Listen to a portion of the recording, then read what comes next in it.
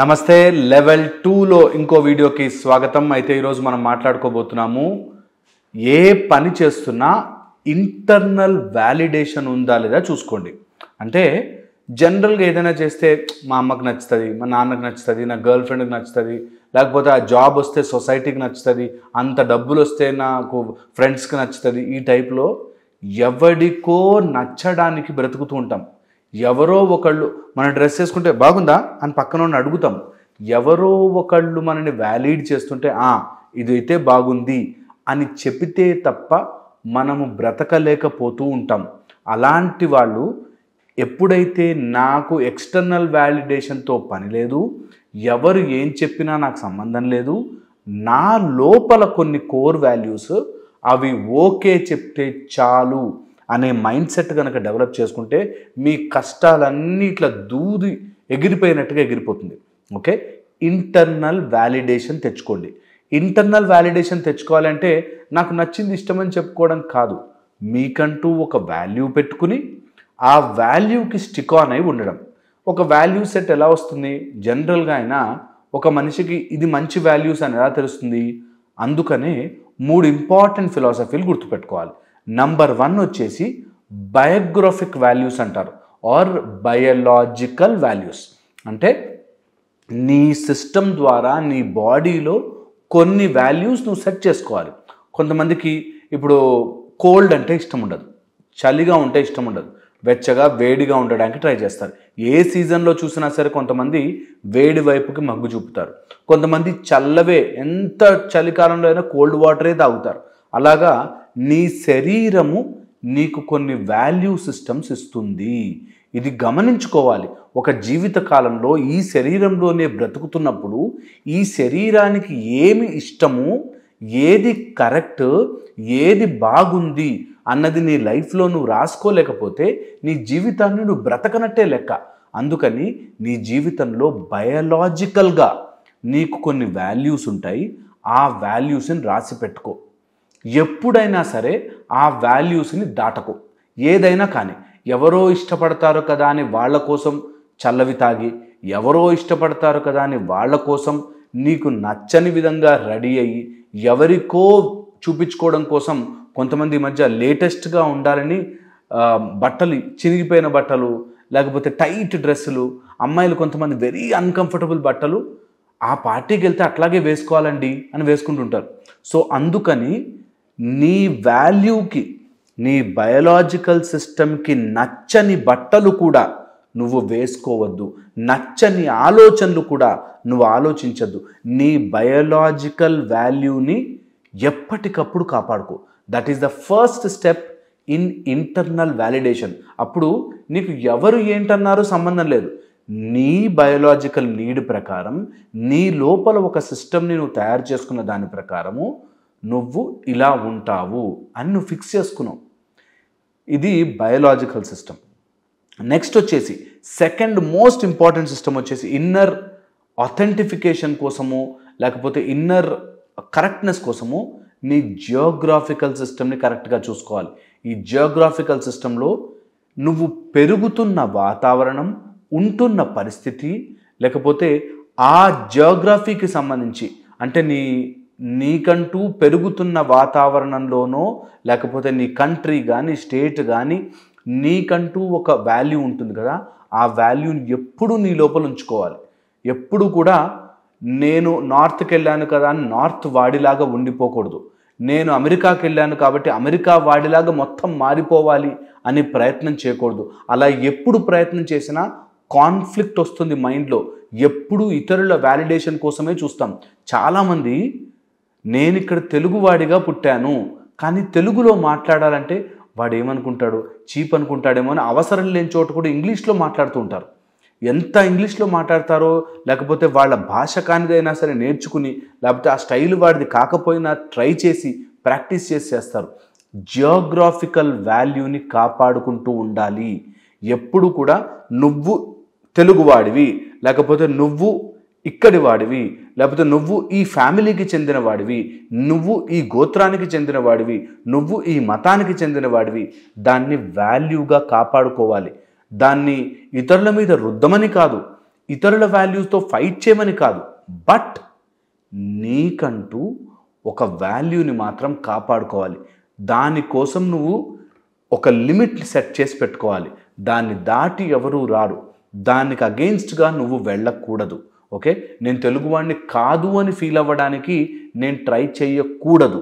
So ఇందులో very సటిల్గా గుర్తుపెట్టుకోవాల్సింది, నీ జియోగ్రాఫికల్ కండిషన్ ప్రకారం నీకంటూ కొన్ని వాల్యూస్ ఉంటాయి. అది బాగా స్ట్రాంగ్గా పెట్టుకోవాలి. కొంతమంది క్రిస్టియన్ కానీ, ముస్లిం కానీ, హిందువు కానీ, లేకపోతే వాళ్ళ ఫ్యామిలీలో వచ్చిన జైన్ కానీ, ఇంకోటేదో బౌద్ధం కానీ, ఎలా తీసుకున్నా సరే వాళ్ళకంటూ ఒక జియోగ్రాఫికల్ వాల్యూ ఉంటుంది. దాన్ని ఎట్టి పరిస్థితుల్లోనూ పోగొట్టుకోకూడదు. ఈ వాల్యూని కనుక దాటి వెళ్ళాము అంటే నీ మైండ్లో కాన్ఫ్లిక్ట్ ఏర్పడి ఎప్పటికీ బాగుపడలేకుండా ఏదో రకంగా అడ్డదారిలో వెళ్ళిపోతుంటాం. అందుకని ఇది వెరీ వెరీ ఇంపార్టెంట్, దీన్ని కాపాడుకోవాలి. ఇక థర్డ్ వచ్చేసి కల్చరల్ వాల్యూని ఒక నీకంటూ నీ యాన్సిస్ట్రల్గా ఒక కల్చర్ వస్తుంది కదా, దాన్ని ఎట్టి పరిస్థితుల్లో ప్రొటెక్ట్ చేయాలి. ఎట్టి పరిస్థితుల్లో నీ గ్రామ దేవత ఎవరో తెలుసుకోవాలి. ఎట్టి పరిస్థితుల్లో నీ జెనెటిక్ జీనో టైప్ ఏంటో తెలుసుకోవాలి. నీ ఫ్యామిలీ ట్రీ ఏంటో తెలుసుకోవాలి. ఈ మూడింటిని గనక దగ్గరికి తెచ్చుకుని ఇవి నా వాల్యూస్, వీటిని దాటి వెళ్ళను అని ఏ రోజైతే ఫిక్స్ చేసేసావో ఆ రోజు నుంచి నువ్వు ఇతరుల మాటల మీద బ్రతకడం మానేస్తాం. ఇతరుల కోసం బ్రతకడం మానేస్తాం. నా వాల్యూ బాగా ఉన్నంతకాలం అంత ఫైన్. నా వాల్యూ బాగాలేదు అంటే నేను చెప్తాను, దిస్ ఈజ్ మై వాల్యూ. నేను చన్నీళ్ళు తాగను చెప్తాను. ఎవడి కోసమో నేను వేడి నీళ్ళు తాగను చెప్తాను. నేను ఇలాంటి వ్యక్తులతో సరిగ్గా ఆ లిమిట్లోనే మాట్లాడతాను, దాటి వెళ్ళను చెప్తాను. That is my cultural background అని నేను చెప్తాను. ఊరికే డ్రగ్ అడిక్ట్స్తోనో లేకపోతే వాడితోనో స్నేహము ప్రేమ చూపించను అనవసరంగా. దూరం ఉంటే దూరం. ఎందుకు? నా కల్చరల్లో నాకు అది నేర్పించలేదు. నా ఫ్యామిలీలో నాకు ఎప్పుడు అలాంటి డ్రగ్ అడిక్ట్స్తో తిరగరా, నీ ఇష్టం వచ్చినట్టుగా తిరుగురా రోడ్డు మీద అని చెప్పలేదు. నాకంటూ ఒక వాల్యూ సిస్టమ్ ఉంది.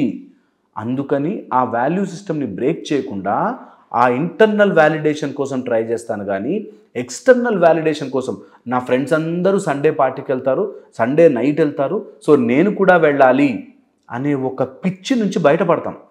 ఎవడి కోసమో వాడినెవడినో చేయడానికి నువ్వు నీ కల్చర్ని, నువ్వు నీ వాల్యూస్ని, నువ్వు నీ బయలాజికల్ వాల్యూస్ని ఎందుకు పాడు చేసుకుంటావు? ఎవరైతే ఇది ఆలోచించుకుంటారో, ఎవరైతే ఈ వ్యాలిడేషన్ని అర్థం చేసుకుంటారో, ఎక్స్టర్నల్ వ్యాలిడేషన్ కోసం నేను పరుగులు తీయనవసరం లేదా, నా జీవితానికి ఒక వ్యాలిడేషన్ ఉందా అని తెలిసిన రోజున ఎక్కడ లేని స్పిరిచువల్ ఎనర్జీ మీ లైఫ్లోకి వస్తుంది. ఇది బాగా గుర్తుపెట్టుకోవాలి. లెవెల్ 2 కాబట్టి ఈరోజు ఆలోచించండి. ఈరోజు మీరు కొనుక్కున్న బుక్లో రాసుకోండి, నా బయోలాజికల్ వాల్యూస్ ఏంటి, నేను దాటి వెళ్ళని వాల్యూస్ ఏంటి, నా కల్చరల్గా ఉన్న వాల్యూస్ ఏంటి, నా జియోగ్రాఫికల్గా ఉన్న వాల్యూస్ ఏంటి. ఇవి నేను కంపల్సరీ రాసుకుని చూసుకోవాలి. ఇక ఎక్స్టర్నల్ ఇతరుల మాటల మీద నేను ఆధారపడి నా బ్రతుకుని కానివ్వను. నా బ్రతుకు నా వాల్యూకి తగ్గట్టుగా ఉందా లేదా మాత్రమే చూసుకుంటాను. ఒకవేళ నా వాల్యూకి సింక్ అయిందనుకో, ఎవరేమనుకున్నా నాకు డజంట్ మ్యాటర్. నా వాల్యూకి సింక్ కాలేదనుకో, సపోజ్ నేను దొంగతనం చెయ్యను అని ఫిక్స్ అయ్యాను, ఎవరో డబ్బు పడేసి వెళ్ళారు, ఎవరూ చూడట్లేదు కదా అని దొంగతనం చెయ్యలేను నేను. ఎందుకు? నా వాల్యూ దొంగతనము చెయ్యను. ఎవడ చూస్తాడా చూడడా, ఫ్రీ మనీయా కాదా నాకు అనవసరం. నేనంటూ ఒక వాల్యూ పెట్టుకున్నాను, ఆ వాల్యూని ఎట్టి పరిస్థితుల్లో దాటను అనేది చాలా చాలా చాలా చాలా ఇంపార్టెంట్. ఇది ఎంత డీప్గా మీరు తీసుకోగలిగితే తొందరగా మీ లైఫ్ మారుతుంది. ఇది ఒక 100 days ప్రాక్టీస్ చేయండి. 100 days లెవెల్ 2లో ఈ కాన్సెప్ట్ ప్రాక్టీస్ చేయండి. నా ఇంటర్నల్గా లోపల నుంచి వచ్చే వాల్యూని మాత్రమే నేను పరిగణనలోకి తీసుకుంటాను. బయట ఎవడో చెప్పినందుకో, మా అత్త తిట్టిందనో, మా అంకుల్ అన్నాడనో, లేకపోతే మా మామ ఇట్లా అన్నాడనో, మా ఆయన ఇట్లా చేశాడనో, దేనివల్లను నా విలువని తగ్గించుకోను. నాకు ఇంటర్నల్గా వచ్చే వ్యాలిడేషన్ ఇంపార్టెంట్. బయట నుంచి ఎవడు ఏమిస్తాడు డజంట్ మ్యాటర్ అని కనుక మీరు ఫిక్స్ అయితే your life will change. 100 days ఈ పని చేయండి. 100 రోజులు ఇతరుల మాటల కోసం కాకుండా నా లోపల ఒక వాల్యూ సిస్టమ్ డెవలప్ చేసుకుంటాను అని గనక మీరు ఫిక్స్ అయితే తెలియకుండానే మీ లైఫ్లో మీకు ఎనార్మస్గా మార్పులు చూస్తారు అండ్ ఖచ్చితంగా దాన్ని మీరు రిలీజ్ చేస్తారు. ఎంత బాగుంది లైఫ్ అని అనిపిస్తుంది. So very very important. External validation కాకుండా ఇంటర్నల్ వ్యాలిడేషన్ కోసం వెళ్ళడం. ఇక నెక్స్ట్ వచ్చేసి ఎప్పుడైనా మీ వాల్యూలో మార్పులు చెయ్యాలి అనుకుంటే అది ఓన్లీ లైఫ్ థ్రెటనింగ్, ప్రాణాపాయము సమయంలో తప్ప మిగతా ఎప్పుడు నీ లోపల కోర్ వాల్యూని తగ్గించుకోవద్దు. ఒక నిజమైన మనిషి అనుకున్న మాట మీద నిలబడగలుగుతాడు. సో అనుకున్న మాట మీద, అనుకున్న వాల్యూ సిస్టమ్ మీద ఇంటర్నల్గా వ్యాలిడేషన్ పెంచుకోండి. ఎక్స్టర్నల్ కోసం కాదు, ఎవడో చూస్తాడనో ఎవడో కోసం కాదు. నాకు లోపల అనిపిస్తుందిరా, ఆ స్ట్రాంగ్ ఫీలింగ్ని అంటిపెట్టుకుని ఉంటాను అని. ఇక థర్డ్ పాయింట్, ఇలా ఇంటర్నల్ వ్యాలిడేషను ముందు అది కరెక్టా కాదా అని క్రాస్ చెక్ చేసుకోవాలి. జనరల్ ఏమైందంటే నేను మొండిగానే ఉంటా, నా ఇష్టం ఇలాగే అన్నది ఇంటర్నల్ వ్యాలిడేషన్ కాదు, అది మూర్ఖత్వం అవుతుంది. సో నేను మారలేను, నేను ఇంతే, నా లోపల నేను ఉండిపోతాను అనడం తప్పు. అందుకోసమే ఒక గురువు అవసరం పడుతుంది, అందుకోసమే ఒక టీచర్ అవసరం పడుతుంది, అందుకోసమే ఒక మెంటర్ అవసరం పడుతుంది. ఆ మెంటర్ గనక మీకు అవసరం పడితే ఒక ఫోటో పెట్టుకోండి, ఒక శివలింగం పెట్టుకోండి, లేకపోతే ఒక గణపతి బొమ్మ పెట్టుకోండి, లేకపోతే మాలాంటి వాళ్ళ దగ్గరికి ఎవరికైనా వెళ్ళండి, ఒక గురువుని పెట్టుకోండి. మనుషుల దగ్గరికి వెళ్ళాల్సిన పని లేదు, ఒక ఫోటో పెట్టుకోండి. హీ విల్ గైడ్ యూ అనే రియాలిటీని మీరు తెలుసుకోండి. ఇలా గనక చేస్తే 100 days మీ జీవితంలో మార్పులు రాబోతాయి. లెవెల్ 2 వీడియోస్ని చూస్తున్నందుకు చాలా సంతోషం. మీరు ప్రాక్టీస్ చేసి అండ్ ఈ ప్రాక్టీస్ని మీరు ముందుకు తీసుకెళ్ళి అండ్ ఈ ప్రాక్టీస్ ద్వారా మీరు ఎంత లాభపడ్డారో మీరు కంపల్సరీగా కమెంట్లో చెప్పండి. ఇంకా ఎక్కువ మంది దీన్ని ట్రై చేయడానికి ఛాన్స్ ఉంటుంది and they will really feel happy. మీరు ఒకవేళ చెప్పలేకపోయినా పర్లేదు, చెయ్యడం మాత్రం మిస్ చేయొద్దు. కంపల్సరీగా నేను చెప్పింది ట్రై చేయండి. ఇంటర్నల్ వ్యాలిడేషన్ మీద ఫోకస్ పెట్టండి. మళ్ళీ ఇంకో వీడియోలో కలుస్తాను. Thank you so much.